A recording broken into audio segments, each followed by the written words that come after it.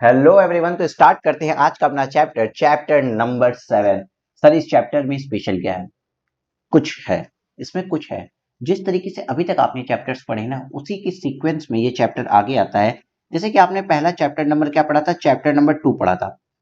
Chapter number 2 में आपने क्या पढ़ा? रेसिडेंशियल स्टेटस पढ़ा कि सर कोई भी अगर आदमी भारत का रेसिडेंट है, ऑर्डिनरी रेसिडेंट है, नॉट ऑर्डिनरी रेसिडेंट है, क्या है, तो उस पर किस इनकम पर टैक्स पहुंचेगा। मतलब आपने रेसिडेंशियल स्टेटस पढ़ के ये समझा कि कौन सी वाली पर्सन का कौन सी वाली इनकम पे भारत में टैक्स लगेगा। उसके बाद चैप्टर नंबर 3 में पढ़ा कि टोटल कुछ स्पेशल इनकम्स वगैरह की बात थी। उसके बाद चैप्टर नंबर 4 में पढ़ा कि किसी की income, salary head, house property head, income from other sources, capital gain, या तो फिर सर जो पीजी या तो सर जो पीजी बीपी हेड है, इससे कुछ ना कुछ इनकम आएगी, इससे कुछ ना कुछ इनकम आएगी।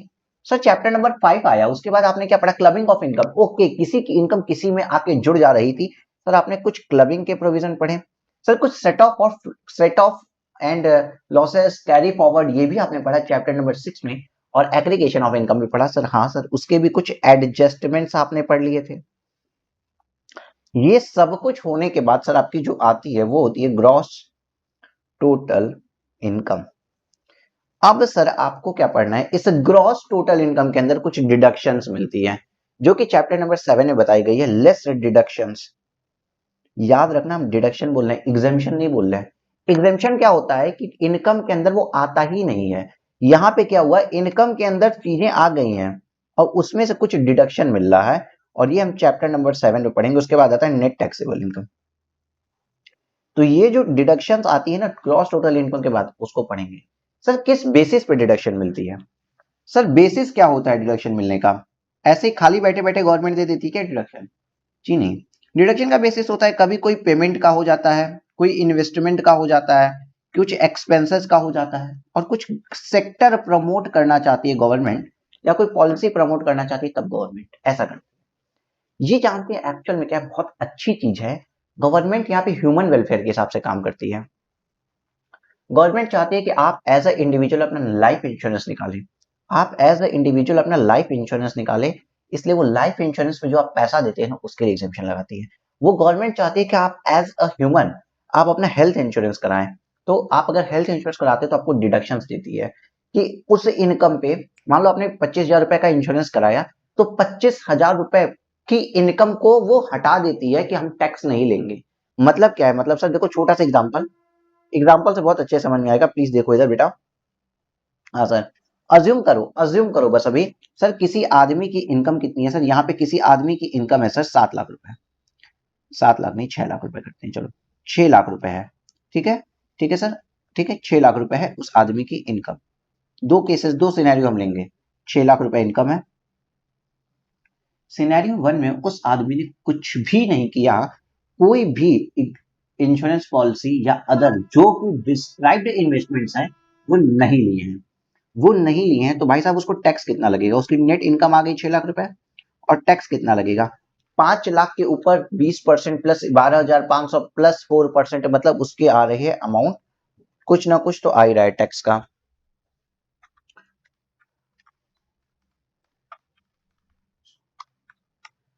इंक्लूडिंग इंक्लूडिंग आपका हेल्थ एंड एजुकेशन से 33,800 का टैक्स आ रहा है। ये कैसे आई हम नहीं बताएंगे। 87 ए का भी रिबेट नहीं मिल रहा है, ये आपको कैलकुलेट करने आना चाहिए, बिकॉज भाई बेसिक की क्लास ही है। ठीक, बट सर गवर्नमेंट की स्कीम है, गवर्नमेंट आपको क्या कह रही है? भाई ले लेना, अपना इंश्योरेंस ले लेना। बताओ, आपको इंश्योरेंस लेना, अगर आप नहीं ले रहे हो तो गवर्नमेंट का इसमें जा क्या रहा है? भाई गवर्नमेंट ना कुछ काम वेलफेयर के लिए भी करती है, कुछ अच्छे काम भी तो गवर्नमेंट करती है। तो गवर्नमेंट चाहती है भाई हम लोग भारतीय इंडियंस को कोई बेनिफिट दे दो। तो क्या, अगर इंडियंस को कोई बेनिफिट दे देंगे ना तो हम उनसे वो काम करवा सकते हैं। तो उसने क्या किया? उसने कहा बेनिफिट ले लो। कौन सा बेनिफिट? आपकी टोटल टैक्सेबल इनकम में हम जितना का इंश्योरेंस आप ले रहे हो उसको माइनस कर देंगे। ओके, अज्यूम करिए लाइफ इंश्योरेंस आदमी ने लिया 15 लाख रुपए का, और प्रीमियम भरा 1.5 लाख रुपए। 1,50,000 का इंसान ने प्रीमियम भरा, तो उतने तक की डिडक्शन हम दे सकते हैं। सर उतने की डिडक्शन देने के बाद भाई साहब टैक्सेबल इनकम कितनी आई बताइए? टैक्सेबल इनकम आई सर 4,50,000 रुपए, और सर 4,50,000 रुपए के ऊपर नो टैक्स होता है, कोई टैक्स ही नहीं आता। सोचो दोनों आदमी ने सेम कमाया, लेकिन एक आदमी ने 80 डिडक्शंस का बेनिफिट लिया, 80C का बेनिफिट लिया, और एक आदमी ने कोई बेनिफिट नहीं लिया, बेनिफिट भी नहीं लिया और गवर्नमेंट को 33,800 रुपए का टैक्स भी भर दिया। एक आदमी ने बेनिफिट भी लिया, कोई टैक्स भी नहीं भरा। तो गवर्नमेंट इस तरीके की चीजें लाती है कि भाई साहब भले ही हमसे फायदा लेके जाओ, लेकिन कुछ अच्छे काम करते चलो। सर इस पूरे चैप्टर में आपको कुछ बहुत अच्छी अच्छी चीजें आप पढ़ोगे। ये वाला पेज नंबर 2 आप बार बार रेफर करना, बिकॉज ये एज अ समरी नोट भी आपके काम आएगा। सर क्या इसमें हम पढ़ेंगे, देखो deduction from gross total income आप पढ़ोगे बेटा, कि deduction in respect of certain payment, कुछ पेमेंट्स के बेसिस पर डिडक्शन मिल जाती है बाबू, जैसे कि 80C की डिडक्शन होती है। ये मोस्ट इंपॉर्टेंट सेक्शन है बेटा, 80C मोस्ट इंपॉर्टेंट, बच्चे भूलते हैं, हम एक चार्ट में करवाएंगे और आपको सदैव याद रहेगा। 80CCD है, 80D है, डबल डी, DDB, EEA, ये इस तरीके के कुछ सेक्शंस हैं जो पेमेंट पे चलती हैं। सर कुछ इनकम के बेसिस पे भी सेक्शंस होती हैं। गवर्नमेंट चाहती है कि हमारे यहाँ ना कॉपीराइट और पेटेंट की इनकम आए, भाई तुम लोग अच्छे अच्छे काम करो, कॉपीराइट और पेटेंट लो, तो उसको प्रमोट कर रही है, बुक की लिटरेसी को प्रमोट कर रही है। कुछ एक्सपेंसेस भी चाहती है आप करें, जैसे कि कोई बहुत बड़ी कंपनी बने और एम्प्लॉयमेंट बढ़ाए हमारे यहाँ, तो उसके लिए 80JEE निकाला है इन respect of employment of new employ. इसमें क्या होता है, अगर नए एम्प्लॉय आपने रखे हैं, समझो 300 करोड़ के नए उनका खर्चा आ रहा है, अज्यूम करो 300 करोड़ का खर्चा आ रहा है एम्प्लॉयज का, तो 300 करोड़ आप पीएल में तो लोगे ही लोगे, आपकी इनकम आप नहीं समझे बच्चा मेरे, मान लो 300 करोड़ रुपए का आपका एक खर्चा आ रहा है, ठीक है, तो प्रॉफिट एंड लॉस अकाउंट में टू एक्सपेंसेस यहाँ पे आप डालोगे, टू एक्सपेंसेस जब आप डालोगे 300 करोड़, मान लीजिए 1000 करोड़ का प्रॉफिट था, तो आपका नेट प्रॉफिट कितना आ गया, 700 करोड़। अब जब आपने ग्रॉस टोटल इनकम लिखोगे, तो बेटा पीजीबीपी में डालोगे 700 करोड़, अगेन डिडक्शन दे देती है 300 का 1/3। मतलब सर कहीं ना कहीं डिडक्शंस के कारण क्या होता है कि जो सैलरी का खर्चा किया वो तो पीएल से गया ही गया, एडिशनल डिडक्शंस मिल जाती हैं, तो आप प्रमोट करोगे ना कि यार चलो एम्प्लॉय भर लेते हैं। अगर ऐसे डिडक्शन नहीं मिलेगी तो आप सोचोगे कम एम्प्लॉय से ही ज्यादा काम करवाने की कोशिश करोगे, लेकिन डिडक्शन मिल रही है तो आप सोचोगे छोड़ो यार दोहरा फायदा है, ज्यादा एम्प्लॉय रख लेते हैं, तो भारत में एम्प्लॉयमेंट बढ़ेगा। तो इस तरीके के कुछ केसेस भी आ जाते हैं 80JEE। कुछ इन्वेस्टमेंट पे income, other income in respect of other income, जैसे कि इंटरेस्ट इनकम पे देते हैं, और कुछ अदर डिडक्शन भी दे देते हैं जो कि बीमार लोग हैं, डिसेबल लोग हैं, उनकी इनकम पे ज्यादा टैक्स ना आए, क्योंकि बेचारे खुद ही लाचार हैं। उन लाचार लोगों की सहायता के लिए, उनके टैक्स के अमाउंट को कम करने के लिए टीयू ले आया है उन्होंने। तो इस तरीके से अच्छी मानसिकता के साथ, वेलफेयर की थिंकिंग रखते हुए इन लोगों ने क्या किया है, कुछ सेक्शंस बनाए हैं, कुछ डिडक्शन बनाए हैं, जिसमें अभी मैं आपको तुरंत पढ़ाने वाला हूं most important, that is 80C section sir. 80C most important section. Okay sir ji, 80C पढ़ाएंगे क्या सर? हाँ सर। सर 80C देखो यार, ये वाला चार्ट है, बहुत बड़ा भयंकर चार्ट, इतना बड़ा चार्ट, इस चार्ट से को अगर आपने पढ़ लिया तो सब कुछ आ जाएगा। ये मतलब 80C से रिलेटेड बड़ा सब कुछ आ जाएगा आपको। देखो 80C में सबसे पहले हम बात करते हैं 80C की। चार्ट दिख रहा है? अच्छा चार्ट दिख रहा है। Must do page number 2 of this chapter, वही पेज था जो अभी मैं आपको दिखा रहा था। 80C सेक्शन क्या कहता है, वही वाला, मतलब ये समरी के लिए पेज है, पेज नंबर 2 आपकी मॉड्यूल का। Specified investment based payment based deduction, मतलब कुछ इन्वेस्टमेंट कर रहा हो या पेमेंट बेस्ड डिडक्शन होती है 80C। सर इसमें 23 पॉइंट दिए हुए हैं, 23 पॉइंट्स पे अगर डिडक्शन एलिजिबल है तो आप डिडक्शन लीजिए, वरना कोई बात नहीं। 23 पैरामीटर्स पे चेक किया जाता है। 23 तरह की इन्वेस्टमेंट होती है, किसके लिए सर? इंडिविजुअल और एचयूएफ्स के लिए। क्या क्या होती है सर? सर देखिए, एक तो इंश्योरेंस प्रीमियम होता है, लेकिन कौन सा वाला सर? लाइफ वाला। लाइफ वाला इंश्योरेंस प्रीमियम यहां जाता है, हेल्थ वाला इंश्योरेंस प्रीमियम 80D में जाता है। अगेन लाइफ वाला इंश्योरेंस प्रीमियम यहां आता है, हेल्थ वाला इंश्योरेंस प्रीमियम 80D में जाता है। तो सर अगर आप इंश्योरेंस प्रीमियम की बात करते हो, या तो फिर सर पीपीएफ की बात करते हो, आरपीएफ की बात करते हो, एसपीएफ की पेमेंट की बात करते हैं, या तो फिर सर आप repayment of principal for home loan करते हो। होम लोन अगर आपने 5 लाख रुपए का लिया, 5 लाख पे ब्याज कहां जाता है सर? हाउस प्रॉपर्टी हेड में। लेकिन 5 लाख में से 50,000 रुपए आपने प्रिंसिपल रिपेमेंट कर दिया, तो सर वो 80C में जाता है। और 5 लाख पे अगर 20,000 रुपए इंटरेस्ट का पेमेंट किया है, तो वो सर 80C में नहीं आता है, वो सर जाता है हाउस प्रॉपर्टी में 24B में। इंटरेस्ट का पैसा, प्रिंसिपल का पैसा 80C में आता है। ओके सर, चिल्ड्रंस की ट्यूशन फी, अपने बच्चों को पढ़ा रहे हो, ट्यूशन फी मतलब ये नहीं जो कोचिंग फीस है, ये जो आप स्कूल्स में भेजते हो, जो रिकॉग्नाइज्ड इंस्टीट्यूशंस होती हैं, उसके अंदर जो पैसे जाते हैं वो आता है यहाँ पे ट्यूशन फी, लेकिन मैक्सिमम 2 चिल्ड्रंस तक ये अलाउड है। तो देखो कितना अच्छी अच्छी चीजों पे ये खर्चा अलाउड कर रहे हैं ना, बच्चों को पढ़ाना जरूरी चीजें है ना बेटा। एनएससी नेशनल सेविंग स्कीम्स में अगर आप पैसा डालते हो, एफडी करते हो 5 साल या उससे ज्यादा शेड्यूल्ड पोस्ट ऑफिस के अंदर, या फिर सीनियर सिटीजन सेविंग स्कीम में आप पैसा डालते हैं, या तो फिर से notified units of mutual fund लिखते हो, आप भारत की इकोनॉमी में कंट्रीब्यूट करते हो थ्रू द म्यूचुअल फंड, या तो आप नाबार्ड में इन्वेस्टमेंट डालते हो, या तो फिर सर आप contribution toward approved super animation fund में डालते हो, सुकन्या समृद्धि योजना में पैसे डालते हो, या स्टैम्प ड्यूटी और रजिस्ट्रेशन फी पे करते हो for the residential house property. Sir क्या ये 30 पॉइंट याद करने पड़ेंगे? बाय डिफॉल्ट याद हो जाते हैं, बाय डिफॉल्ट याद हो जाते हैं बच्चे, बाय डिफॉल्ट याद हो जाते हैं, क्योंकि जब क्वेश्चन करोगे ना तो याद हो जाएंगे। लेकिन सर इसमें मोस्ट इंपॉर्टेंट 2 पॉइंट है। 80C 2 जगह गलत करवाता है। पहली चीज यहाँ पे 80C का पेंशन में अगर पैसा डालते हो तो 80C में मिलता है, लेकिन पेंशन में पैसा कैसे डालें? सर कैसे डालें सर? अगर पेंशन स्कीम में पैसा आपने म्यूचुअल फंड या यूटीआई के थ्रू डाला है तो 80C में डालते हैं। लेकिन सर पेंशन फंड ना इंश्योरेंस कंपनी के थ्रू भी आप पैसा डाल सकते हैं। पेंशन फंड में देखो, अगर आपने यूटीआई और म्यूचुअल फंड के थ्रू डाला है तब तो आप 80C में डिडक्शन लोगे, लेकिन अगर आपने contribution to pension fund of LIC life insurance corporation, जो कि इंश्योरेंस कंपनी है, और अदर इंश्योरेंस कंपनी के थ्रू अगर आपने पैसा डाला है तो किसी भी इंडिविजुअल को अप टू 1.5 लाख तक की एडिशनल डिडक्शन मिलती है अंडर सेक्शन 80CC। सर थोड़ा फास्ट हो रहा है बेटे, आप रिपीटर हो। इसका मतलब सर हमें क्या पता चला? 80C की डिडक्शन सारी पढ़ ली। 80C में एक छोटी सी बात याद रखनी है, वो ये बात कि अगर हम यूटीआई या म्यूचुअल फंड के थ्रू अगर पेंशन फंड में पैसा डालते हैं तो 80C में जाता है, लेकिन अगर इंश्योरेंस कंपनी के थ्रू हम म्यूचुअल फंड में पैसा डालते हैं तो सर वो कहां जाता है? 80CCC में जाता है। उसके बाद सर एक छोटी सी बात और समझते हैं। सर गौर फरमाइए, यहाँ आइए, हम अब बैठे हैं, खाली बैठे हैं, हम यहाँ खाली बैठे हुए हैं। हमने सोचा कि भाई 50 करोड़ रुपए की इनकम आ रही है, चलो 50 करोड़ का प्रीमियम भरने, LIC को 1 रुपए टैक्स ना देना पड़े। लाइफ इंश्योरेंस कॉर्पोरेशन से हम जाते हैं अपना इंश्योरेंस करवाने, ले लो कर लो, और मुझे को पूरा का पूरा मैं प्रीमियम भर रहा हूँ, जितने की इनकम आ रही है पूरा प्रीमियम भर देना है। ऐसे थोड़ी चलता है। फर्स्ट ऑफ ऑल 80C की भी लिमिट है कि मैक्सिमम 1.5 लाख तक की आपको 80C मिल सकता है। दूसरी बात, फर्स्ट ऑफ ऑल 80C की भी लिमिट है कि मैक्सिमम 1.5 लाख रुपए तक, मैक्सिमम 1,50,000 तक की 80C का बेनिफिट मिल सकता है।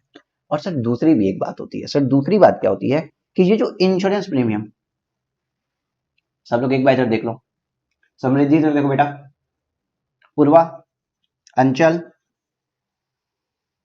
बालाजी इधर देखिए, सब लोग इधर आओ, सोचो कम, देखो इधर, इधर आओ।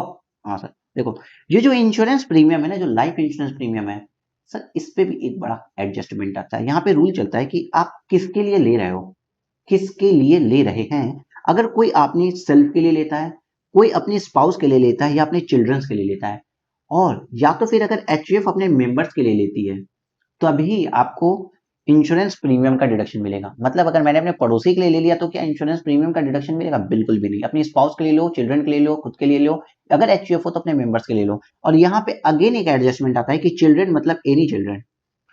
आपका कुछ क्वेरी कई बार आएगा, डिपेंडेंट चिल्ड्रन क्या है? बिल्कुल भी नहीं। बच्चा अपना है, चाहे डिपेंडेंट हो चाहे नहीं, गवर्नमेंट सीधी कहती है कि भाई कोई भी बच्चा हो, अगर उसके नाम पे अगर आप इंश्योरेंस, लाइफ इंश्योरेंस प्रीमियम मिलता है तो कोई बात नहीं, आपको डिडक्शन मिलेगी, चाहे वो बच्चा डिपेंडेंट हो या ना हो। याद रखना यहाँ पे, डिपेंडेंट हो या ना हो, LIC का बेनिफिट मिलता है। ठीक है सर, प्रीमियम पे कुछ रिस्ट्रिक्शंस आई है क्या? अगर आपने 1 अप्रैल बिफोर 1 अप्रैल 2012, मतलब 1 अप्रैल 2012 के पहले की अगर पॉलिसी है तो लाइफ इंश्योरेंस प्रीमियम क्या था, और 1 अप्रैल 2012 के बाद की पॉलिसी है तो लाइफ इंश्योरेंस प्रीमियम क्या था।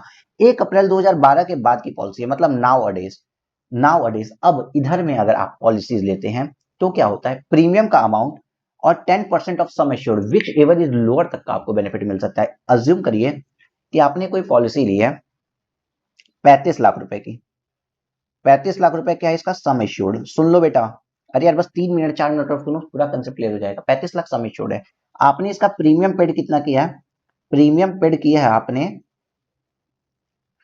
48,000 रुपीज। ठीक है, प्रीमियम पेड किया है। आपको 80C का डिडक्शन कितना मिलेगा? बोलो प्लीज, जल्दी बोलो बेटा। 83 का डिडक्शन कितना मिलेगा?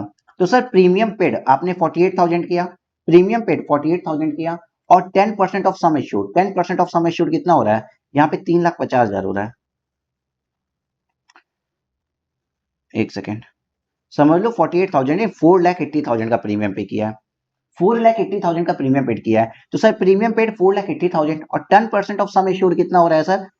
3,50,000। तो विच एवर इज लोअर, मतलब 3,50,000 का डिडक्शन क्लेम कर सकते हो आप एटीसी के अंदर। आपने प्रीमियम भले ही 4,80,000 का दिया है, पूरे के पूरे का डिडक्शन नहीं मिलेगा। 10% off sum assured that is 3,50,000 का डिडक्शन मिलेगा। और यही चीज अगर आप 1 अप्रैल 2012 के पहले लेते, आजकल की बात नहीं है, पुराने दिनों की बात कर रहे हैं, अगर 1 अप्रैल 2012 के पहले लेते तो डिडक्शन 20% ऑफ सम एश्योर्ड का मिल जाता। दैट इज आपका 48,000 का अगर प्रीमियम है तो प्रीमियम होता 48,000, 20% ऑफ सम एश्योर्ड कितना आता, 35 लाख का 20%, दैट इज 70,000 रुपए आता। तो विच over is lower, that is यहाँ पे 48K का पूरा डिडक्शन आपको मिल जाता। 4,48K नहीं यार, 4,80,000 रुपए का पूरा आपको डिडक्शन मिल जाता, जो कि आज के दिन में आपको केवल 3,50,000 का डिडक्शन मिल रहा है। सर इतना क्यों पढ़ा रहे हो इन डेप्थ बाबू, आपको अब याद रहेगा कि पहले ज्यादा डिडक्शन मिल रहा था, आज कम डिडक्शन मिल रहा है। मतलब पहले 20% ऑफ प्रीमियम था और आज 10% ऑफ प्रीमियम है। इसके अलावा एक लास्ट छोटी सी और लिमिट डाल दी गई इन्होंने, कुछ कुछ 1 अप्रैल 2013 से कुछ डिसेबल लोगों के लिए जो 80U की डिसेबिलिटी से ग्रसित हैं या जिनको स्पेसिफाइड डिजीज है अंडर सेक्शन 80 DDB की। सर अब ये होती क्या है, याद जानने और याद करने की जरूरत नहीं है। क्वेश्चन के अंदर लिखेगा 80U की डिसेबिलिटी है या 80 DDB की स्पेसिफाइड डिजीज है, इन लोगों को और ज्यादा डिडक्शन दी जाती है। सर क्यों दी जाती है? मैंने अभी आपको बोला कि भाई इन लोगों का जीवन वैसे भी थोड़ा सा मुश्किल होता है, तो इनकी इनकम को और ज्यादा डिडक्शन देने के लिए इन्होंने बोला कि भाई प्रीमियम पेड और 15% ऑफ सम एश्योर्ड, मतलब जो 10% नॉर्मल आदमी को मिलता है ना, इन लोगों के लिए 15% ऑफ सम एश्योर्ड तक की छूट दे दी गई है। सिर्फ इसी टॉपिक पे आपका क्वेश्चन आता है, सोचो इतने टॉपिक पे ही क्वेश्चन आता है और आपका 6-8 नंबर के क्वेश्चन को गलत करा देता है अगर आपको सही इंफॉर्मेशन नहीं होती है।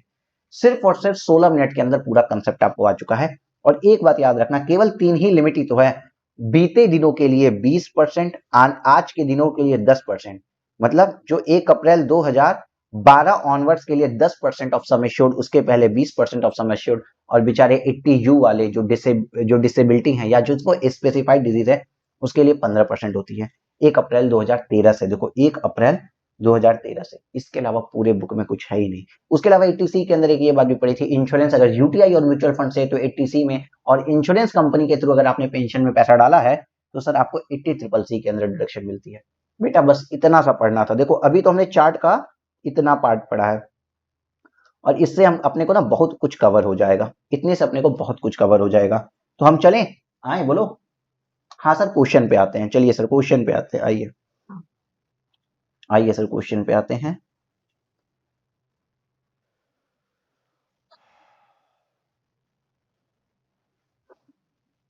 सर क्वेश्चन नंबर 2 करते हैं पहले, सर क्वेश्चन नंबर 2 करते हैं। इलस्ट्रेशन नंबर 2 बोल रहा है सर कुछ आपसे, सुन लो, सुनो गौर से दुनिया वालों। Compute the eligible deduction under section 80C for the assessment year 23-24 in respect of life insurance premium paid by mister Ganesh during the previous year 22-23, the details of which are given here under. कुछ भी नहीं बोला, बोला भाई साहब 80C को calculate करो, 80C को कैलकुलेट करो। ठीक है भाई, कर लेंगे। सर 80C को कैलकुलेट करना के लिए पहले हम क्या देखेंगे, लाइफ इंश्योरेंस प्रीमियम की बात कर रहा है, तो पर्सन इंक्लूडेड किसके लिए पेंशन नहीं है, सेल्फ के लिए अलाउड है क्या? हाँ सर खुद के लिए ले सकते हैं, सेल्फ के लिए भी अलाउड है, स्पाउस के लिए अलाउड है, और चिल्ड्रंस के लिए भी अलाउड है। एंड ये बच्चे के लिए इन्होंने लिया, इसके लिए भी अलाउड है। और बच्चा हैंडीकैप है सर, याद रखना हैंडीकैप है। ओके, दूसरी बात सर, ये हमने क्या पढ़ा था, 20% की लिमिट, 10% की लिमिट और 15% की लिमिट, किसके ऊपर क्या लगेगा? 1 अप्रैल 2012 के पहले वाले के ऊपर 20% की लिमिट लगती है। ठीक है, तो सर ये वाली पॉलिसी हमने 1 अप्रैल 2012 के पहले ली है, तो क्या इसके ऊपर 20% ऑफ सम इंश्योर तक का प्रीमियम का कैप लग जाएगा कि उसके ऊपर की डिडक्शन नहीं मिलेगी? हाँ सर। इनकी स्पाउस की पॉलिसी हमने 1 अप्रैल 2012 ऑनवर्ड्स ली है, तो इनके लिए 10% का कैप लग जाएगा। समझ रहे हो? अभी देखो, भी तुरंत पढ़ाएं, बहुत अच्छे से कनेक्ट होगा। और सर ये जो बच्चा है ना सर, ये हैंडीकैप्ड है, 80U की डिसेबिलिटी, तो जो 80U की डिसेबिलिटी से या फिर सर वो जो स्पेसिफाइड डिजीज थी उस वाली सेक्शन से अगर ग्रसित है तो उसके लिए 15% का कैप दिया गया था। अभी तुरंत पढ़े। हाँ हाँ सर, आपसे पूछ रहा है कि कंप्यूट करिए एलिजिबल डिडक्शन, तो सर हम यहाँ पे अगर निकालें एलिजिबल डिडक्शन कितनी है, तो देखो कितनी है sir, 60 actual capital sum assured का 20% ही अलाउड है इन भाई साहब को। एक्चुअल कैपिटल सम एश्योर्ड का 20%, तो 6 लाख का 20% कितना होता है सर, 30,000 रुपए। 30,000 रुपए, 6 दूनी 12, सॉरी 1,20,000 रुपए, 1,20,000 रुपए सर अलाउड है इनको। 1,00,000 क्यों नहीं चल रही है पेन अच्छे से, 1,20,000 रुपए सर इनको अलाउड है, समझ रहे हो बेटा, इनको 1,20,000 रुपए अलाउड है। हाँ सर इनको तो 1,20,000 रुपए अलाउड है। ओके, इनको सर कितना अलाउड है, 1,20,000 रुपए और 48,000 विच एवर इज लोअर। दूसरी कहानी सर इसको 10% अलाउड है, स्पाउस को 10% अलाउड है, 1,50,000 का 10% 15,000 रुपए से अलाउड होना चाहिए। और सर हैंडीकैप चिल्ड्रन को 15% ऑफ 4,00,000, तो 4,00,000 का 15% निकालो ना बच्चा, सर 60,000 रुपए तक और 80,000 विच एवर इज लोअर होना चाहिए। अब हमने क्या पढ़ा था, डिडक्शन किसके मिलेगा, 20% ऑफ प्रीमियम और एक्चुअल प्रीमियम पेड। देखो यहाँ लिखा है इंश्योरेंस प्रीमियम पेड ड्यूरिंग 2022-23, तो actual premium paid which ever is lower की डिडक्शन मिलती है। दैट इज यहाँ पे 12,000 और 48,000 विच एवर इज लोअर, कौन सा ज्यादा कम है, 12,000 और 48,000 which ever is lower sir, 1,20,000 और 48,000 which ever is lower sir, 48,000 की डिडक्शन मिलेगी। 15,000 और 20,000 विच एवर इज लोअर, 15,000 की डिडक्शन मिलेगी। 60,000 80,000 which ever is lower sir, 60,000 की डिडक्शन मिलेगी। टोटल डिडक्शन कितनी हो रही है, तो अगर आप जोड़ दें तो 1 2 3 8 5 13 के 3 हाथ लगा 1 4 5 1 6 6 12, 1,30,000 की डिडक्शन मिल रही है क्या सर, 1,30,000 की डिडक्शन मिल रही है। बेटा इतना इजी क्वेश्चन हो चुका है आपके लिए, इतना इजी क्वेश्चन हो चुका है। देखो प्रेजेंटेशन पार्ट पढ़ो, प्रेजेंटेशन पढ़ो आओ। अगर कोई 30 अप्रैल 2012 मतलब 1 अप्रैल 30 मार्च 2012 को अगर किसी ने पॉलिसी ली है, मतलब बिफोर 1 अप्रैल 2012 अगर किसी ने पॉलिसी ली है और उसने खुद के लिए ली है, पर्सन इंक्लूड हम दिखाएंगे। उसके बाद हम दिखाएंगे एक्चुअल सम इंश्योर्ड कितना था, पहली लाइन में डेट ऑफ पॉलिसी और किसके लिए ली, हमें क्लियर हो गया कि भैया सेल्फ, स्पाउस और चिल्ड्रन के लिए लिए हैं तो ही दे सकते हैं। तो सर पर्सन इंक्लूड कब लिए हैं, क्योंकि हमको 20%, 15% और 10% का फिल्टर लगाना है, तो date of policy, person income, कितने की पॉलिसी थी, कैपिटल सम इंश्योर्ड निकालनी है, यहाँ पे हमने लिख लिया। इंश्योरेंस प्रीमियम कितना पेड किया उसको हमने लिख लिया। उसके बाद हम क्या लिखेंगे, डिडक्शन कितनी मिलेगी, डिडक्शन कितनी मिल रही है और रिस्ट्रिक्शन परसेंटेज की क्या है, हमने कैलकुलेट किया 1,23,000 रुपीज ही आया है। चलो नेक्स्ट क्वेश्चन भी एक बार देख लेते हैं बच्चे मेरे। इलस्ट्रेशन नंबर 3 पे आओ। An individual assessee resident in India has made the following deposit payment during the previous 22 days। कोई आदमी आपके ये सब कर्मकांड करके गया है 22-23 के अंदर, ठीक है sir. What is the deduction allowable under section 80C for the assessment year 23-24? 83 में क्या डिडक्शन मिलेगी फॉर द असेसमेंट ईयर 23-24, देखते हैं। Contribution toward public provident fund, sir मैंने बोला पीपीएफ में अगर पैसा डालते हो तो भी 80C की डिडक्शन मिलती है, तो 1,50,000 रुपए सर ये वाली हो गई, 1,50,000, ठीक है। दूसरा सर बोलते हैं कि insurance premium paid on the life of spouse, spouse की, सेल्फ, स्पाउस और चिल्ड्रन तीनों अलाउड है, ठीक है sir, okay. Policy taken on 1 अप्रैल 2012, मतलब सर 10% का कैप आ गया, 1 अप्रैल 2012 ऑनवर्ड से, तो 10% का कैप, और 2 लाख का 10% मतलब 20,000 रुपए तक की प्रीमियम हम दे सकते हैं, अलाउड होगा। आपसे पूछा 80C, तो सर पीपीएफ में जितना पैसा डालते हैं पूरा अलाउड, तो 1,50,000 रुपए सर हमको अलाउड हो गया। और सर पॉलिसी जो है वो 10% off premium, 10% off sum assured, sorry 10% off sum assured और actual premium whichever is lower, तो 10% off sum assured 20,000 rupees, actual premium 25,000 रुपए विच एवर इज लोअर 20,000 का सर अलाउड होगा। टोटल आ गया सर 1,70,000 रुपए, लेकिन सर मैक्सिमम हम 1,50,000 तक अलाउड कर सकते हैं टीसी के अंदर। देख लो कितना आसान क्वेश्चन है। Deduction under section 80C, deposit in public provident fund 1,50,000 रुपए, यहाँ पे पूरा दिखाओ 1,50,000 रुपए, एग्जामिनर को ऐसे मत कहो 1,50,000 ही मिलेगा ना, यहाँ पूरा दिखाओ। उसके बाद आप लिखोगे insurance premium paid on the life of spouse, पूरा लिखिएगा बेटा आप, जब आप लिखेंगे तभी मार्क्स मिलेंगे, वरना एग्जामिनर को तो मजा ही आता है नंबर काटने में। Maximum 10% of assured value 2 lakh का, तो क्योंकि 31/3/2012 के बाद हुई है 20,000 रुपए, इस पॉइंट को आपने अगर लिख दिया ना तो एग्जामिनर को पता चलेगा कि भाई का कंसेप्ट क्लियर है, भाई को कंसेप्ट आता है, तो आप ये लिखोगे। फिर टोटल आएगा 1,70,000 रुपए, बाद में मेंशन करना however the maximum permissible deduction under section 80C is restricted to 1,50,000।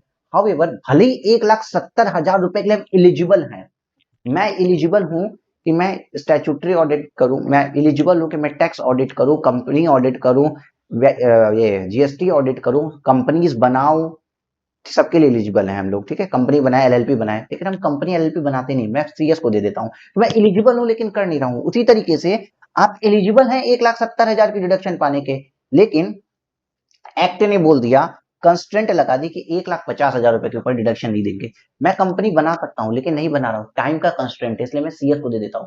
उसी तरीके से यहाँ पे कंस्ट्रेंट लग गया, एलिजिबल की 1,70,000 रुपए की है, लेकिन 1,50,000 रुपए का कंस्ट्रेंट लग गया कि 1,50,000 से ज्यादा डिडक्शन नहीं दी जाएगी। और सालों से ये 1,50,000 ही चल रहा है, पता नहीं गवर्नमेंट कब बढ़ाएगी।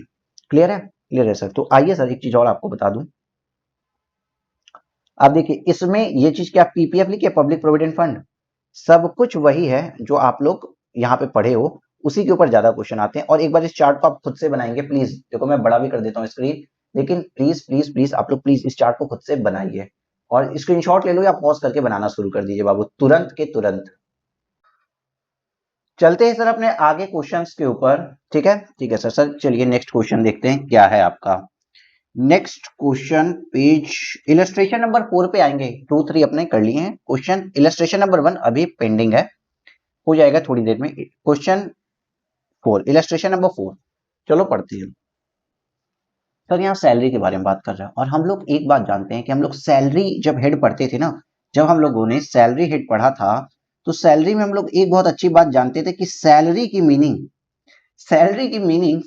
में हर जगह अलग अलग होती थी। कहीं क्या होता था सैलरी के लिए, सर बेसिक सैलरी, याद करो बेसिक सैलरी प्लस डीए, कहीं होता था, कहीं क्या होता था, basic salary plus DA in terms होता था। कहीं पे क्या होता था सर, सैलरी का मतलब basic salary plus DA in terms, याद करो बेटा, प्लस बोनस होता था। कहीं पे होता था basic salary plus DA in terms plus bonus plus commission as a percentage basis. तो इस तरीके की सैलरी की मीनिंग हर जगह अलग अलग होती थी अंडर सैलरी हेड, ठीक। इसी तरीके से अगर कोई डिडक्शन आपको सैलरी के बेसिस पे मिल रही है, तो सर उस डिडक्शन को पाने के लिए भी ना सैलरी का अपना एक मीनिंग दिया गया होगा, और उस मीनिंग को हमें ध्यान रखना होगा। ठीक, ठीक है सर जी। अब आपसे इस क्वेश्चन के अंदर देखिए आपसे क्या बात करता है कि आपको बताना है पेंशन स्कीम 80CCD के बारे में। क्वेश्चन अभी मैंने नहीं पढ़ा, 80CCD के बारे में। अब क्वेश्चन पढ़ते हैं। The basic salary of mister A is 1 lakh rupees per month, 1 lakh रुपए पर मंथ कमाता है। He is entitled to dearness allowance which is 40% of basic pay. मतलब ये डियरनेस अलावेंस के लिए इंटाइटल्ड कितने रुपए के हैं, 40% ऑफ बेसिक पे, दैट इज 1 लाख का 40%, दैट इज 40,000 रुपीज हर महीने इनको डियरनेस अलावेंस मिलता है, इसके लिए इंटाइटल्ड है। बट रिमेंबर बेटा, remember one thing, 50% of dearness allowance form part of पे फॉर द रिटायरमेंट बेनिफिट। मतलब याद करो डीए इन टर्म्स मतलब वो पैसा, डीए का वो पोर्शन जो रिटायरमेंट बेनिफिट के लिए काउंट होता है। तो डीए इन टर्म्स कितना है यहाँ पे, सर डीए इन टर्म्स जो है वो आपका 40% है, मतलब 40,000 का 50%, ओनली 20,000 रुपीज ही डीए इन टर्म्स है, ओनली 20,000 रुपीज ही डीए इन टर्म्स है। Okay, both Mr. A and both Mr. A and his employer ABC Limited contribute 50% of basic salary for the pension scheme referred under section 80CCD। दोनों के दोनों 15% का contribution करते हैं 80CCD में salary का।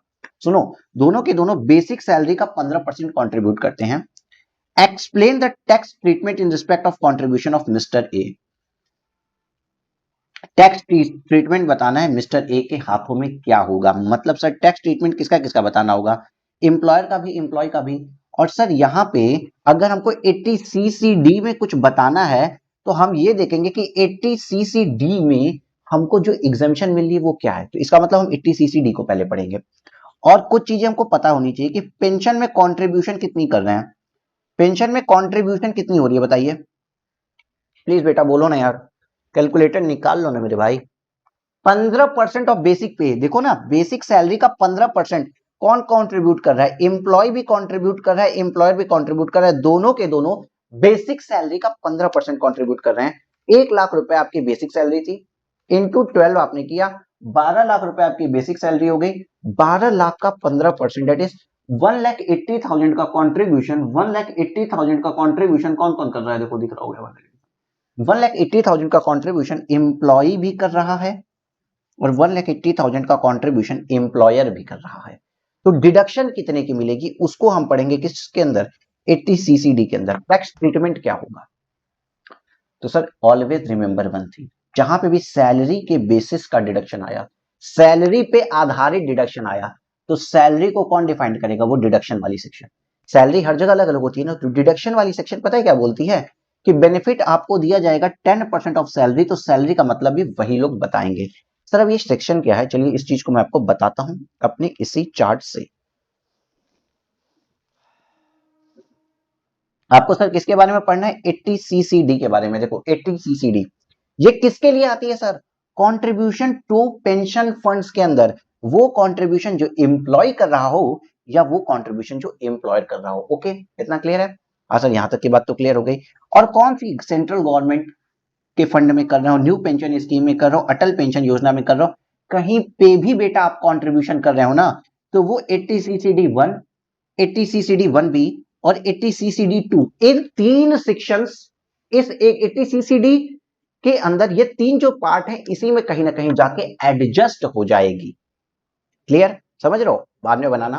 Pension का पैसा जो एम्प्लॉय डालता है और जो एम्प्लॉय डालता है, दोनों को डिडक्शन 80 CCD में मिलेगी। सर 80 CCD 1 एम्प्लॉय के लिए होता है और 80 CCD 1 एम्प्लॉयर के लिए होता है। और एक सेक्शन अलग से आती है 80 CCD 1B, ये कंट्रीब्यूशन एक एडिशनल बेनिफिट देती है आपको 50,000 रुपए तक का। ठीक है? ठीक है सर, यहां तक की बात क्लियर है? सर यहां तक की बात क्लियर है। अभी बातें आगे और आएंगी, अभी बातें आगे और आएंगी। देखो सर क्या, सर पहली बात तो सर एम्प्लॉयर की कंट्रीब्यूशन कैसे निकालें? देखो 80 CCD 2 सर पहले आओ सर एम्प्लॉय की कंट्रीब्यूशन कैसे निकालें। एम्प्लॉय अगर जो मेरे इस क्वेश्चन में क्या हुआ है, एम्प्लॉय कितना पैसा दे रहा था? 1,80,000 रुपए पैसा दे रहा था एम्प्लॉय। इस क्वेश्चन में 1,80,000 रुपए एम्प्लॉय कॉन्ट्रीब्यूट कर रहा था। और एम्प्लॉय की सैलरी कितनी थी, यहां पे हम लिख रहे हैं। चलो एम्प्लॉय की सैलरी थी सर, बेसिक सैलरी कितनी थी? 12 लाख रुपए। साल भर की बताना। ओहो, साल भर की बेसिक सैलरी कितनी थी? 12 लाख, 1 लाख रुपए। चलो एक महीने की लेते हैं, 1 लाख रुपए बेसिक सैलरी थी। डीए इन टर्म्स कितना था सर? सर डीए तो 4 लाख मिल रहा था, 40,000 मिल रहा था, बट इन टर्म्स केवल 20,000 था। मतलब डीए इन टर्म्स आ गया 1 लाख, टोटल सैलरी 1,20,000 रुपए। अब देखो भाई सर यहाँ पे employ contribution in pension fund क्या होता है? Deduction up to 10% of salary. Salary के 10% तक की डिडक्शन हम दे सकते हैं एम्प्लॉय को। एम्प्लॉय ने खुद ने जो अपनी पेंशन फंड में पैसा ऐसे डाल रहा है ना, हम उसको कितने की डिडक्शन दे सकते हैं? डिडक्शन मैंने बताया ग्रॉस टोटल इनकम से माइनस करना। तो हम कितने तक का प्रमोट करना चाह रहे हैं? हम कितना पैसा, गवर्नमेंट कितना पैसा चाहती है कि सैलरी अपना, कितना पैसा एम्प्लॉय जो है अपना पेंशन में डाला करे, उतने की डिडक्शन देंगे। कोई एम्प्लॉय मान लो 5 लाख सैलरी मिली, पूरा पेंशन में डाल दिया, तो एग्जाम थोड़ी कर सकते हैं यार हम, तो इसलिए उसको लिमिट लगानी पड़ेगी ना। तो उसने बोला कि भैया हम इतना पैसा तुम डालोगे तो हम डिडक्शन इतने रुपए तक की दे सकते हैं। तो गवर्नमेंट कहती है ना, कोई भी एम्प्लॉय अगर अपने अमाउंट, अपनी सैलरी का अप टू 10% पेंशन फंड में डालता है तो हम उसका डिडक्शन दे देंगे। अगर आप ज्यादा डालते हो तो आपकी मर्जी, डिडक्शन हम केवल 10% तक का देंगे। ठीक है, लेकिन सर मैंने बात की थी जहां सैलरी आएगा वहां सैलरी मतलब बताया जाएगा। तो यहाँ पे सैलरी का मतलब होता है, salary means amount for the benefit of retirement. Retirement benefit के लिए कौन सा अमाउंट कैलकुलेट किया जाता है?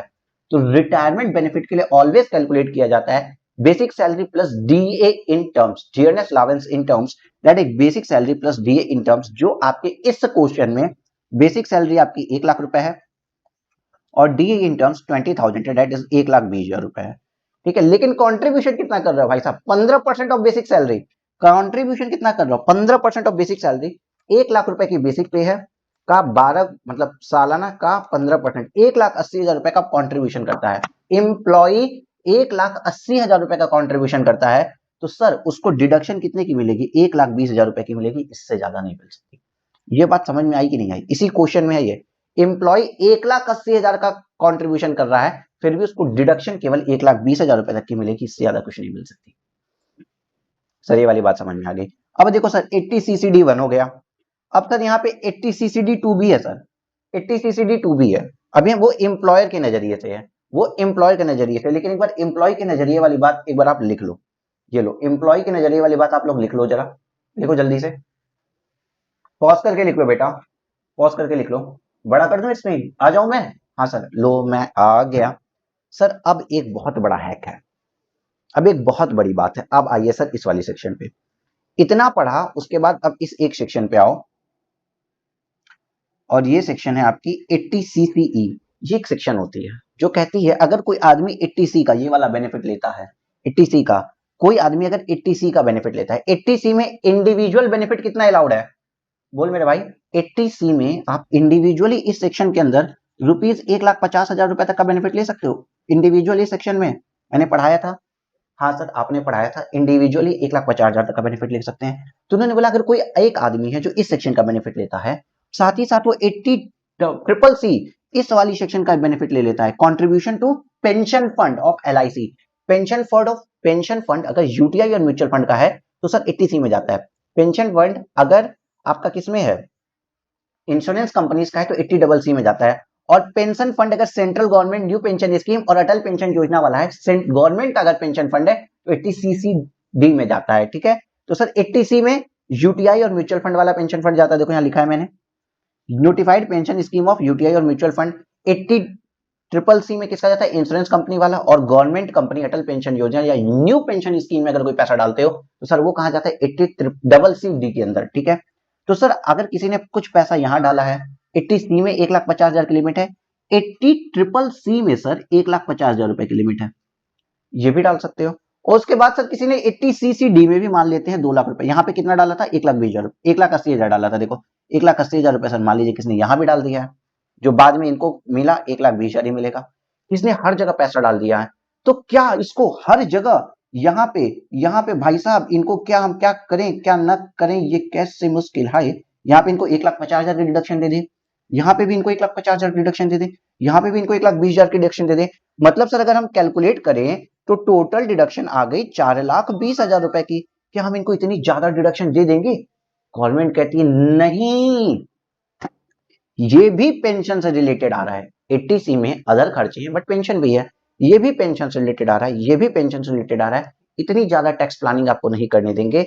एक सेक्शन लेके आया 80CCE, CCE क्या, CCE क्या बोलता है कि अगर कोई आदमी 80C में डिडक्शन किया है, मतलब ये वाली डिडक्शन किया है, अगर कोई आदमी 80CCC में डिडक्शन किया है, मतलब ये वाला भी इन्वेस्टमेंट किया है, और किसी ने 80CCD1 में भी किया है, मतलब ये वाला भी, किसी ने गवर्नमेंट के, किसी ने यूटीआई म्यूचुअल फंड के पेंशन में डाला हो, LIC का अदर खर्चा किया हो, दुनिया भर के खर्चे किए हो, 80C लिया हो, किसी ने pension scheme of insurance company में भी डाला हो, 80CCC लिया हो, और किसी ने new pension scheme Atal pension योजना या सेंट्रल गवर्नमेंट की पेंशन फंड्स के अंदर भी पैसा डाला हो, 80CCD1 में भी पैसा डाला हो, तो भी इन तीनों में भले ही इसका लिमिट मिला के कितना आ रहा है, यहाँ पे देखो 4,20,000, लेकिन इन तीनों को मिला के ना 4,20 का डिडक्शन नहीं दिया जाएगा। मैक्सिमम डिडक्शन लिमिट 1,50,000 कर दी जाएगी। इस बात को यहाँ बताया गया है, मैक्सिमम डिडक्शन लिमिट 1,50,000 रुपए कर दी जाएगी। इस बात को भी यहाँ बताया गया है। इतना क्लियर हुआ कि नहीं हुआ, बता दो अब आप हमको, इतना क्लियर हुआ कि नहीं हुआ, आप लोग अब हमें बताएंगे। चलो जल्दी बोलो, इतना क्लियर हुआ कि नहीं हुआ? क्लियर सर, क्लियर हो गया। इसका मतलब जो अभी आपने क्वेश्चन पढ़ा उसमें क्या होगा, इस क्वेश्चन के अंदर क्या होगा, पेंशन स्कीम यहाँ पे आपका 1,20,000 का डिडक्शन दे रहा है। अभी तक क्वेश्चन में, अभी तक क्वेश्चन में जो पढ़ाया, क्वेश्चन में आए सर, क्वेश्चन में आते हैं। क्वेश्चन नंबर था आपका पेज नंबर 23 के ऊपर। तो पेज नंबर 23 के हिसाब से जो एम्प्लॉय, हम एम्प्लॉय के कॉन्ट्रीब्यूशन की बात कर रहे हैं, जो एम्प्लॉय ने 1,80,000 रुपए का कॉन्ट्रीब्यूशन किया है, उसको भाई साहब सीधे बोल दिया गया 10% ऑफ सैलरी। और सैलरी का मतलब बेसिक पे 1,00,000 plus dearness allowance in term, 1,20,000 का 10% आपको कितना आता है, 1,20,000 रुपए,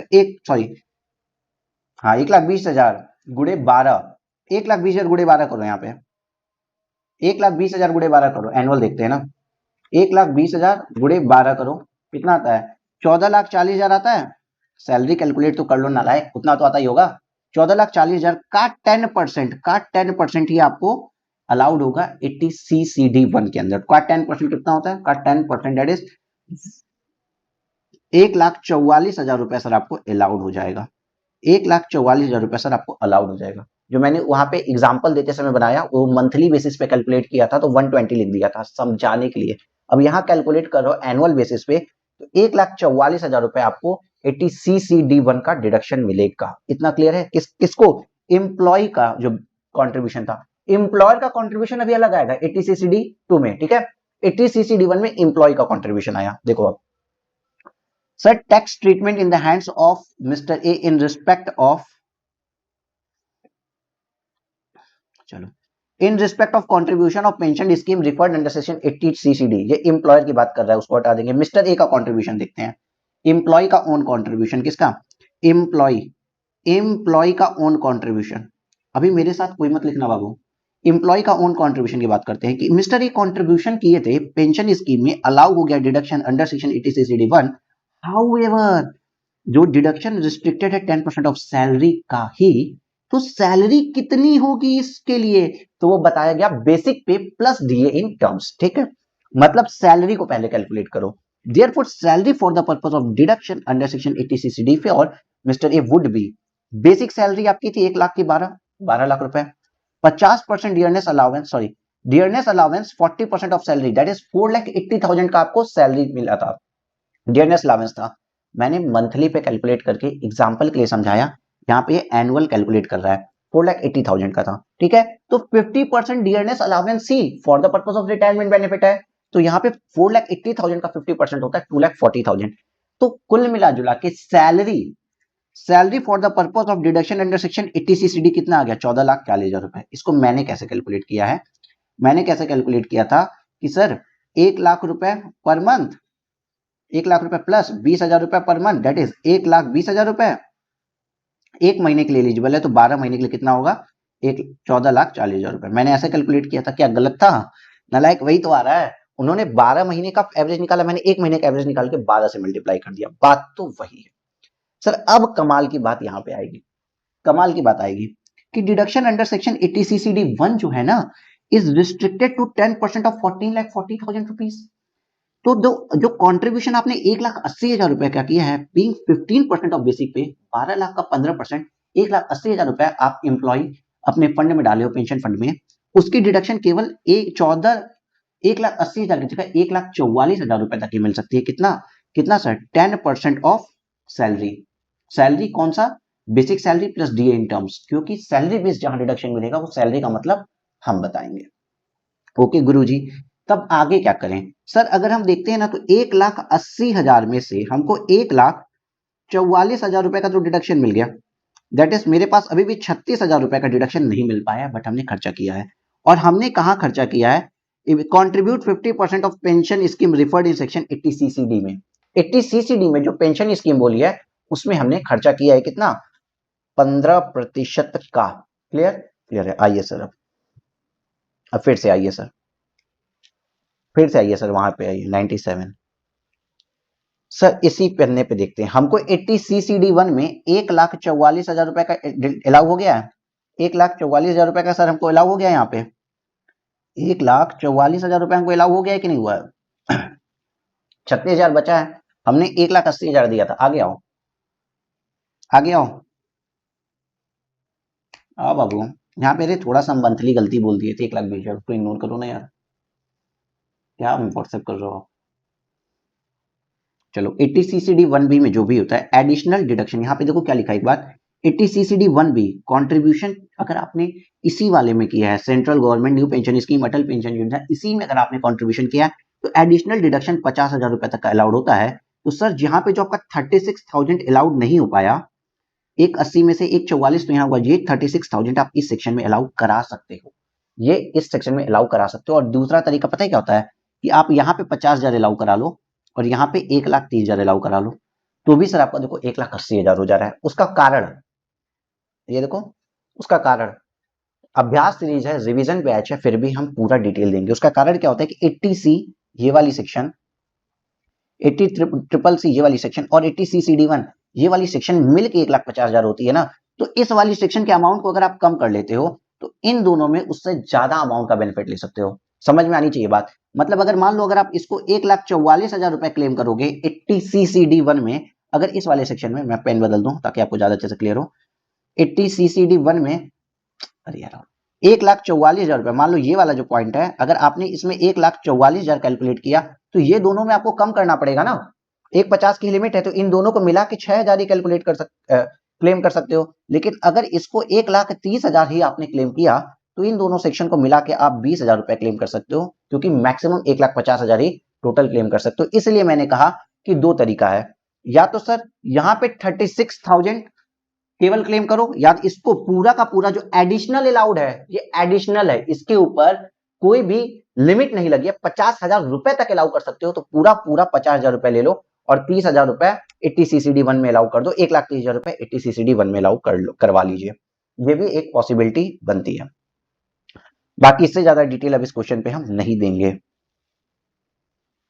23 है शायद क्वेश्चन, 23 आओ देखते हैं, दिखाते हैं आपको। देखो, as per section 80 CCD 1B a further deduction up to 50,000 allowed है, therefore deduction under section 80 CCD 1B D1B 36,000 रुपए अलाउड हो जाएगा। लेकिन इसका एक दूसरा तरीका भी हो सकता है। Alternatively 50,000 can be claim for deduction under section 80 CCD 1B and the balance 1,30,000 can be claim under section 80 CCD 1। Okay sir, यहाँ पे देखिए क्या लिखा है, 1,44,000 allowed as deduction under section 80 CCD 1 the would be taken into consideration and be subject to overall limit of 1,50,000 under section 80 CCE of rupees 36,000, sorry 80 CCE।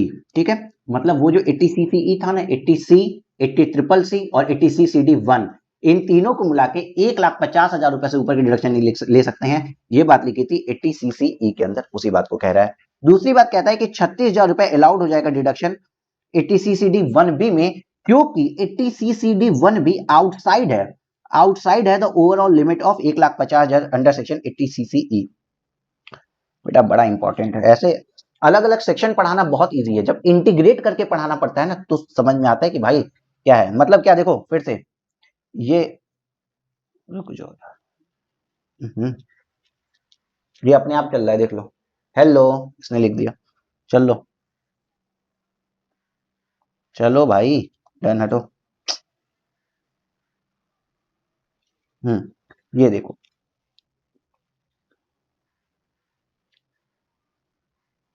80C, 80CCC और 80CCD 1, इन तीनों को मिला के 1,50,000 की डिडक्शन है। ये एडिशनल डिडक्शन है। 80CCD 1 भी ये वाली आपकी एडिशनल डिडक्शन है 36,000 रुपीज की, वो उसके अंदर फॉल नहीं करती है। Is it clear? यही बात यहाँ पे बताई गई है कि भैया वो तो एक एडिशनल डिडक्शन मिलता है। ठीक ठीक है। अब सर नेक्स्ट क्वेश्चन, अब नेक्स्ट पार्ट पे आते हैं। यहाँ पे बात करते हैं एम्प्लॉयर्स कॉन्ट्रीब्यूशन के बारे में, अभी थोड़ी देर बात करते हैं। ये भी एम्प्लॉयर कॉन्ट्रीब्यूशन है। चलो अब सर हम एम्प्लॉयर कॉन्ट्रीब्यूशन के बारे में बात करते हैं। उस चार्ट पे आइए, एम्प्लॉय कॉन्ट्रीब्यूशन समझ गए, इसमें हम एम्प्लॉय का कॉन्ट्रीब्यूशन समझ गए। अब एम्प्लॉयर के कॉन्ट्रीब्यूशन के ऊपर बात करते हैं। तो एक सेकंड के लिए मैं थोड़ा सा इसको क्लियर कर लूं, 1 सेकंड। हाँ सर, तो मैंने इसमें से कुछ क्लियर तो कर लिया। अब देखो यहाँ पे क्या लिखा है। हमने सर आपको बोला था कि अगर एम्प्लॉय का कंट्रीब्यूशन हो तो भी इसी सेक्शन में जाता है, और एम्प्लॉयर का कंट्रीब्यूशन हो तो भी इसी सेक्शन में जाता है। हमने एम्प्लॉय के केस में पढ़ लिया क्या होता है 80 CCD 1 में, और एडिशनल एक बेनिफिट मिलता है 80 CCD 1B के अंदर। लेकिन सर एम्प्लॉयर के कॉन्ट्रीब्यूशन का क्या करें, उसके लिए भी तो कुछ बातें होंगी। हाँ सर, यहाँ पे भी 1,80,000 रुपए हर महीने एम्प्लॉयर भी तो दे रहा था। 1,80,000 रुपए हर साल, सॉरी हर साल एम्प्लॉयर भी तो दे रहा था। तो सर जो एम्प्लॉयर का कंट्रीब्यूशन होता है ना इन सब स्कीम में, जो इस गवर्नमेंट स्कीम के अंदर जो एम्प्लॉयर का कंट्रीब्यूशन होता है, वो भी 10% of salary for the retirement benefit allow होता है। तो जहां पे सैलरी का मतलब क्या होता है, दिए in terms, that is rupees 1,44,000 रुपए ही एम्प्लॉयर का कंट्रीब्यूशन भी 80 CCD 2 के अंदर हम एग्जामिशन सॉरी डिडक्शन ले सकते हैं। बट यहाँ पे एक मजेदार बात है और अमेंडमेंट भी है कि सर स्पेशल कंडीशन लगती है कि अगर एम्प्लॉयर, एम्प्लॉय नहीं, एम्प्लॉयर सेंट्रल गवर्नमेंट है या स्टेट गवर्नमेंट है। अगर सेंट्रल गवर्नमेंट या स्टेट गवर्नमेंट एम्प्लॉय होती है तो ये 10% ऑफ सैलरी जो चीज है ना, ये 14% ऑफ सैलरी अलाउड होती है। अगर एम्प्लॉयर सेंट्रल गवर्नमेंट या स्टेट गवर्नमेंट होती है तो 10% ऑफ सैलरी की जगह 14% ऑफ सैलरी की डिडक्शन हम ले सकते हैं। बस इतना ही था ये पूरा चार्ट देखो यहीं पे कंप्लीट हो गया है। आइए अब हम आपको पेज नंबर पे वापस ले चले। 23 था शायद, 23 था शायद। Okay 23, okay. चलने का इसका मूड नहीं हो रहा है। ओके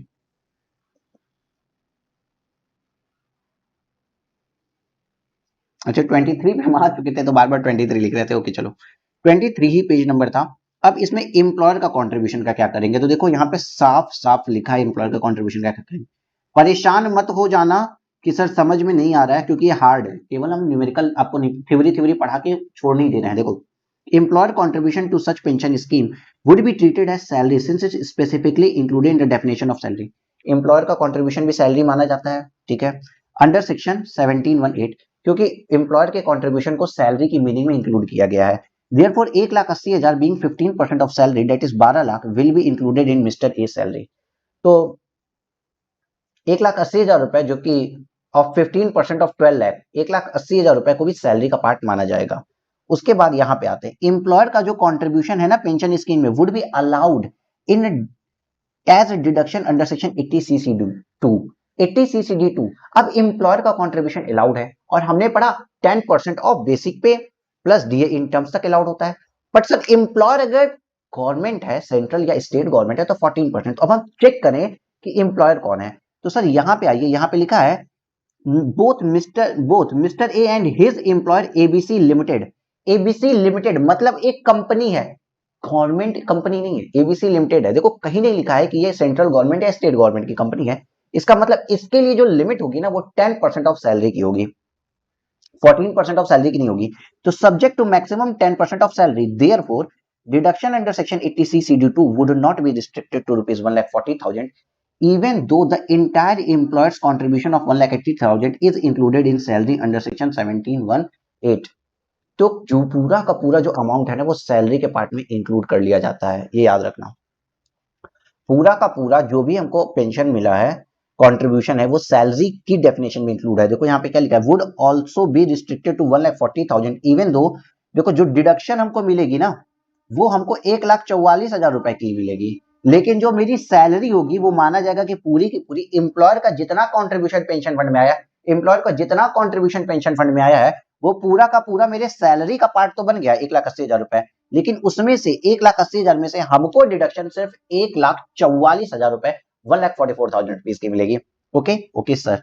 हाउ एवर, यद्यपि कुछ अलग बात करेंगे यहाँ पे, यद्यपि this deduction of employer's contribution of rupees 1,44,000 to pension scheme would be outside the overall limit of 1,50,000 of CCE। मतलब उन्होंने ये बताया कि जो 80 CCD2 वाली जो हमको ये डिडक्शन मिल रही है ना, ये जो हमको 1,44,000 रुपए का डिडक्शन मिल रहा है, वो जो टोटल डिडक्शन मिली थी ना तीनों section 80 CCE is equal to 80C plus 80 CCC plus 80 CCD1, उसके बियॉन्ड मतलब उसके अलावा अलग से मिलती है 1,44,000 रुपए। ठीक है सर जी, सेक्शंस याद हो जाएगी अब। That is the deduction would be over and above the other deduction which are subject to limit of 1,50,000 rupees। ठीक, 1,50,000 रुपए के अलावा अलग से डिडक्शन मिल गई है। इतना क्लियर हो रहा है? रो मत देना नालायक को, इतना क्लियर हो रहा है? आजा क्लियर हो रहा है। चलो क्वेश्चन नंबर 5 देखते हैं sir. Sir question number 5 sir तुरंत पढ़ लेंगे, 5-10 मिनट का क्वेश्चन है और ओरली सॉल्व होगा। Sir the gross total income of mister x for the assessment year 23-24 इस 8 लाख रुपए। 8 लाख रुपए ग्रॉस टोटल इनकम है। जीटीआई के लिए आगे बात डिडक्शंस मिलती है, मतलब ये डिडक्शंस का क्वेश्चन है। He has made the following investments and payments during the financial 22-23। चलो पढ़ते हैं। सर उन्होंने कंट्रीब्यूशन टू पीपीएफ किया, इसकी सर 80C के अंदर डिडक्शन मिलती है। कंट्रीब्यूशन टू पीपीएफ 80C के अंदर डिडक्शन मिलती है 1,10,000 की। हाँ सर याद है। दूसरा इनका क्या हुआ, payment to tuition fee of Apeejay school new Delhi for education of his son studying in class 11। Sir बच्चे की ट्यूशन फीस याद करो, 80C वाला वो chart, tuition fee for the recognised institution as a tuition fee. तो ये जो ट्यूशन फी है सर इसकी भी डिडक्शन आपको कहां मिलती है, 80C के अंदर। हाँ सर 80C के अंदर डिडक्शन मिलती है, 45,000 रुपए की भी जाएगी। ठीक है sir. Repayment of housing loan taken from standard chartered bank. अरे कोई भी बैंक हो, चाहे ये अंग्रेजी बैंक का नाम लिख लिया standard chartered foreign bank types, okay, चाहे यश बैंक हो चाहे स्टैंडर्ड चार्टेड बैंक हो, कुछ भी हो कहीं से भी हो, अगर आपने बैंक को रीपेमेंट ऑफ हाउसिंग लोन किया है, रीपेमेंट का मतलब यहाँ पे पता है इंटरेस्ट नहीं है, प्रिंसिपल अमाउंट का रीपेमेंट किया है, तो सर इसका भी डिडक्शन आपको 80C के अंदर ही मिलता है। इसका भी डिडक्शन सर आपको 80C के अंदर ही मिलता है। वो लिस्ट पढ़नी पड़ेगी यार, वो लिस्ट के 23 पॉइंट याद करने पड़ेंगे, वो आपकी जिम्मेदारी है। ठीक है, वो याद हो भी जाते हैं वैसे तो। नेक्स्ट क्वेश्चन देखिए, नेक्स्ट आपसे क्या कहता है सर, नेक्स्ट भी आपसे कुछ कह रहा है क्या? हाँ नेक्स्ट भी सर आपसे कह रहा है contribution to approved pension fund of LIC। Sir याद करो भाई वो वाला चार्ट आप लोग खोलो, आप लोग अपने सामने बनाओ, बार बार पेजेस हम नहीं बदलेंगे। एलआईसी का पेंशन फंड, सर अगर pension fund mutual fund UTI का हो तो 80C, एलआईसी और अदर इंश्योरेंस कंपनी का हो तो 80CCC। सर सर ये कहाँ जाएगा, सर ये जाएगा सर 80CCC में, और सर 80CCC में, सर 80CCC में जाएगा सर, याद रखना 80CCC में जाएगा, ये 80C नहीं है। तो सर अब हमको क्या करना है, compute the eligible deduction under chapter 6 ए और द असेसमेंट ईयर 23-24। तो सर यहाँ पे दो डिडक्शन मिल गए, एक तो 80C का डिडक्शन, मेरा ये तीन 80C में आ रहे हैं, ये तीन जो मेरे 80C में आ रहे हैं, बताओ सर इनका टोटल डिडक्शन कितना है। ये तीन सर मेरे 80C में आ रहे हैं, सर बताइए सर इनका टोटल डिडक्शन कितना है। तो सर यहाँ पे चलिए डिडक्शन चेक करते हैं। तो 80C में 1,10,000 प्लस 45,000 प्लस 25,000, टोटल डिडक्शन कितनी हो गई, 1,10,000 प्लस 25,000 प्लस 45,000, सर टोटल आता है 1,80,000। प्लीज चेक, टोटल आ रहा है सर यहाँ पे 1,80,000। क्लियर है, लेकिन सर हमको पता है मैक्सिमम 80C में अलाउड कितना है, मैक्सिमम सर 1,50,000 रुपीज ही तो हम 80C की डिडक्शन ले सकते हैं। तो सर हमें कितनी डिडक्शन मिलेगी, 1,50,000। सर नेक्स्ट क्वेश्चन पे आते हैं। सर कंपुटेशन ऑफ जो सॉरी सर ये जो कंट्रीब्यूशन टू अप्रूव्ड फंड में आपने किया है ना पेंशन का पैसा 80CCC 1,05,000, सर ये पूरा अलाउड हो जाएगा। 1,50,000 रुपए तक का सर वहां हम कर सकते हैं। देखिए देखो मेरे बच्चे देखो, 1,50,000 देखो यहाँ पे 80CCC contribution to pension fund of LIC और अदर इंश्योरेंस कंपनी इंडिविजुअल कर सकता है 1,50,000 रुपए तक की, ठीक है, 1,50,000 रुपए तक की कर सकता है, और ये 80C की 1,50,000 तक लिमिट होती है। लेकिन 80CCE आके बोलती है कि 80C ये वाला 80C plus 80CC plus 80CD1 80CCD1 इन तीनों का मिला के 1,50,000 से ज्यादा नहीं हो सकता, ये बाद में आके आपसे बता दिया जाता है। ठीक ठीक है सर जी। तो सर क्वेश्चन पे आते हैं फिर से, सर क्वेश्चन पे आते हैं फिर से। तो आपको 80C 1,50,000 मिल गया, 80CCC 1,50,000 तक ले सकते हैं, लेकिन सर हम कितना ले रहे हैं, 1,05,000 ही तो ले रहे हैं। तो टोटल मेरा कितना आ गया सर, 2,55,000 रुपए आई गेस।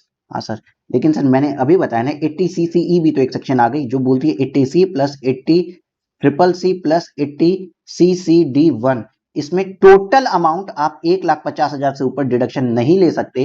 इसका मतलब सर इस क्वेश्चन के अंदर जो एलिजिबल डिडक्शन है अंडर चैप्टर 6 से वो मैक्सिमम 1,50,000 रुपए तक हो सकती है। मजा आया, मजा आया।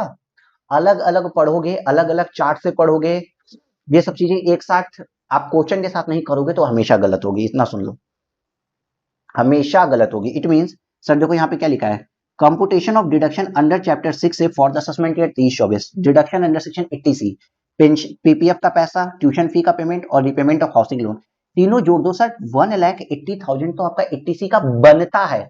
हिंदी में लैंग्वेज सुनो, 80C का बनता है, लेकिन मिलेगा कितना, 1,50,000 रिस्ट्रिक्शन हो जाएगी maximum permission limit of 80C की, मतलब इकलौता 80C आपको 1,50,000 रुपए तक की इजाजत देता है। ठीक है, 1,50,000 तक की इजाजत देता है। फिर डिडक्शन अंडर सेक्शन 80CCC जो आपने कंट्रीब्यूशन किया पेंशन फंड का एलआईसी के अंदर 1,05,000, 1,50,000 तक बनता है, 1,05,000 ही की है, पूरा का पूरा ले लो ना, तो 2,55,000 रुपए आपको डिडक्शन मिलनी चाहिए। तब आता है, प्रकट होता है 80CCE और कहता है सुनो 80C हो, 80CCC हो और CCD1 हो, इन तीनों को मिला के 1,50 के ऊपर डिडक्शन नहीं होती। भले ही इनकी इंडिविजुअल लिमिट कुछ भी हो, एग्रीगेट इन सबों को मिला के जो लिमिट होती है ना वो 1,50 के ऊपर नहीं हो सकती। तो सर यहां पे आता है as per 80CCE the aggregate deduction under section 80C 80CCC 80CCD1 has to be restricted to 1,50,000, इसलिए डिडक्शन अलाउड अंडर चैप्टर 6 से for the assessment year 23-24 1,50,000 rupees. मतलब क्या हुआ, 80C की अपनी अलग लिमिट है, पहले इसके थ्रू जाइए, फिर 80CCC की अपनी अलग लिमिट है, 80CCD1 की अपनी अलग लिमिट है। आपने इनकी अलग अलग लिमिट में तो किया, उसके बाद इन तीनों के पिताजी आते हैं, इन तीनों को मिला के एक लिमिट होती है जो कि 1.5 लाख की है, वो होता है 80CCE section. Is it clear with you, is it clear with you? हाँ सर यहां तक तो हमको क्लियर है, यहां तक तो हमको क्लियर है। अच्छा सर, अब आइए सर एक बार क्वेश्चन नंबर 1 पे आते हैं। क्वेश्चन नंबर 1 के लिए भी मैं कुछ चीजें आपको पढ़ा देता हूँ, क्वेश्चन नंबर 1 भी यहाँ पे कंप्लीट करते हैं। सर क्वेश्चन नंबर 1 है, चलो इसको करने के पहले हम एक नॉर्मल कुछ बातें बताते हैं। अभी तक जो बताया ना उससे अलग बातें होंगी, उससे अलग कुछ बातें होंगी जो बताया अभी तक मैंने आपको। देखो सर एक इनकम टैक्स जो भी इंसान पैसा कमाता है, अज्यूम करिए सर प्रीवियस ईयर 2022-23 31 मार्च दो प्रीवियस ईयर 2022-23 2022-2023 मतलब 31 मार्च 2023 में जो भी पैसा आपने कमाया होगा, 31 मार्च 2023 तक जो भी पैसा कमाया होगा उसका आप रिटर्न भरोगे। रिटर्न भरने की ड्यू डेट क्या होती है ऑडिट के केस में? 31 ऑफ अक्टूबर। नॉन ऑडिट के केस में 31 जुलाई। ठीक है, इस डेट तक भर देना होता है। अगर आपने रिटर्न्स को ऑन टाइम, और कैसे भरते हैं, इनकम टैक्स रिटर्न करते हैं इसको, इनकम टैक्स का रिटर्न, कि भाई साहब इनकम टैक्स रिटर्न कहा जाता है, इसका वर्ड होता है कि मैंने अपना आईटीआर भर दिया, मैंने बता दिया सरकार को कि देखो देखो मेरी इतनी इनकम थी और इतना टैक्स बनता था।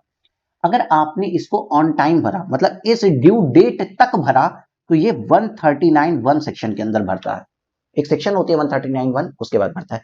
लेकिन हम लोग हैं भारतीय, भारतीय के केस में क्या होता है कि कभी कभी ना ये डिले भी हो जाता है, बहुत से लोग इसको डिले कर देते हैं। तो क्या लेट से भर सकते हैं? जी हाँ, भर सकते हैं। यही अगर आप लेट से भरते हैं, लेट से, तो इसको कहते हैं बी लेटेड रिटर्न, बी लेटेड रिटर्न। और ये सर जाती है 139(4) के अंदर, 139(4) के अंदर बी लेटेड रिटर्न। तो सर एक बात बताओ, जो जल्दी भरा और जो लेट से भरा उसमें क्या कोई फर्क होता है? जी हाँ, कोई फाइन ले या ना ले, कुछ फाइन हम शायद ना ले, लेकिन बहुत से सुविधाएं छीन लेते हैं। बिलेटेड रिटर्न में हम बहुत सी सुविधाएं छीन लेते हैं, जैसे लॉस का कैरी फॉरवर्ड होना, जो आपने चैप्टर नंबर 6 में पढ़ा था। उसी तरीके से सर कुछ डिडक्शंस भी, उसी तरीके से कुछ डिडक्शंस भी नहीं मिलते हैं, जो ईटीसी का डिडक्शन मिल रहा था ना, उस तरीके से कुछ और डिडक्शन नहीं मिलते हैं। मैं ये नहीं बोला ईटीसी का डिडक्शन नहीं मिलता, लेकिन कुछ स्पेसिफिक सेक्शंस हैं जिसके डिडक्शंस नहीं मिलते हैं अगर आपने लेट से रिटर्न भरा। वो क्या है? देखो देखो सर, यहां पे लिखा है table showing deduction contained under chapter 6A under the heading C deduction in respect of certain income. Income based कुछ डिडक्शन होती है जो कि 80 IA, IAB, IAC, IB, IAB, IE, 80 double J A, double A, 80 LA, 80 M, 80 P ये होता है, 80 PA, QQB, Q और 80 RRB। ये कुछ इनकम बेस्ड डिडक्शंस होते हैं, ये नहीं मिलते हैं। The effect of this provision is that is the case of failure of file return of income on or before the stipulated due date, the undertaking would lose the benefit of deduction under this sections। तो ये कुछ sections की list है, पढ़ना पूरा नहीं है, सब कुछ आपके कोर्स में नहीं है, कुछ फाइनल लेवल पे है। तो इस क्वेश्चन, ये जो सेक्शन की लिस्ट है ना, ये डिडक्शंस नहीं मिलते हैं अगर आपने टाइमली रिटर्न नहीं भरा। मतलब अगर आपने डिलेड रिटर्न भर लिया ना, और आपने लेट से रिटर्न भरा, बिलेटेड रिटर्न मिला, तो ये सुविधाएं नहीं मिलती है। ये एक छोटी सी बात आपको जाननी थी, क्यों रिटर्न टाइम पे भरना जरूरी होता है। देखो यहाँ लिखा है the deduction under IA, IE, 80 double JA, LA, MP, P ये सब कुछ फाइनल लेवल में है, तो कुछ चीजें फाइनल लेवल पे है। लेकिन ये ध्यान रखना है कि ये जो कुछ सेक्शंस हैं, इसमें अगर आपको डिडक्शन लेना है, इसमें अगर आपको डिडक्शन पाना है, अंडर हेडिंग सी वाली, याद रखना, अंडर हेडिंग सी वाली इनकम बेस्ड डिडक्शंस अगर आपको लेनी है तो आपको टाइमली रिटर्न भरना पड़ेगा। उसी के ऊपर आपका क्वेश्चन है। देखो क्वेश्चन 1 कहता है, इलस्ट्रेशन 1 कहता है examine the following statement are and regards of the provision of income tax act 1961। Statements को देखा जाए क्या कह रहा है। Question number, question A, for grant of deduction under section 80 double JAA, filing of audit report in prescribed form is must for a corporate SSE. Filing of return within the due date laid down in section 139(1) is not required। इसने कहा भाई साहब कि 80 double JAA section के लिए 139(1) मतलब time से return भरने की कोई भी रिक्वायरमेंट नहीं है। और अभी देखो इस लिस्ट के अंदर क्या आ रहा है, 80 डबल JAA। और मैंने भी बताया ना कि अगर ये लोग लेट से रिटर्न भरेंगे तो सुविधा नहीं मिलेगी। तो क्या ये बोल रहा है कि नहीं नहीं, 80 डबल JAA में अगर सुविधा पानी है ना, वो लेट से रिटर्न भर सकते हो, टाइम से रिटर्न भरना जरूरी नहीं है, रिक्वायर्ड नहीं है। ये बात गलत है ना, टाइम से रिटर्न भरना पड़ेगा ना। देखो ये लिखा है यहाँ पे, the statement is not correct. ये एक छोटा सा टॉपिक याद रख लेना, सारे सेक्शन नहीं भी याद हो कोई बात नहीं, 80 डबल JAA याद रखना क्योंकि इस पे क्वेश्चन पूछा है। या फिर अगर आपसे क्वेश्चन में आता है ना अंडर हेडिंग सी वाले डिडक्शंस को, चैप्टर 6A की हेडिंग सी वाले डिडक्शंस को पाने के लिए टाइमली रिटर्न भरना जरूरी है। ओके सर, तो 80AC स्टिपुलेट करता है कि filing of return on or before the due date specified under section 139(1) as precondition. ये भैया एक प्री कंडीशन है बेनिफिट अवेल करने के लिए, availing the benefit of deduction under section 80 double JAA। ठीक है, ठीक है सर। तो आपको देखो सारे सेक्शन का नाम याद भी नहीं हो तो इतना तो याद रखना ना कि जो डिडक्शन सर्टेन इनकम के लिए मिलती है, जो चैप्टर 6A की अंडर हेडिंग सी आती है, उन डिडक्शंस को पाने के लिए हमको टाइमली रिटर्न भरना होता है। Is it clear? हाँ सर। दूसरा क्वेश्चन पढ़े, नहीं सर नहीं पढ़ेंगे। क्यों नहीं पढ़ेंगे, चलो आप पढ़ते हैं। Filing of belated return under section 139(4) of the Income Tax Act 1961 will debar an SSC from claiming deduction under section QQB। देखो सर QQB भी आता है ना सर, हाँ हाँ, तो सर लेट से रिटर्न भरेंगे तो उनको सुविधा नहीं मिलेगी ना, वही बात तो लिखा है। पहले लिखा था कि वो टाइम से रिटर्न भरने की जरूरत नहीं है, वो बात गलत लिखा था। लेकिन अगर लेट से भरेंगे तो सुविधा नहीं मिलेगी, ये बात तो सही लिखी है। तो देखो यहाँ पे ये this statement is correct as per section 80C 80AC। the SSC have to furnish his return of income on or before the due date specified under section 139(1) to be eligible to claim deduction under section 80 QQB 80 80 QQB में deduction के लिए आपको time में return भरना पड़ेगा।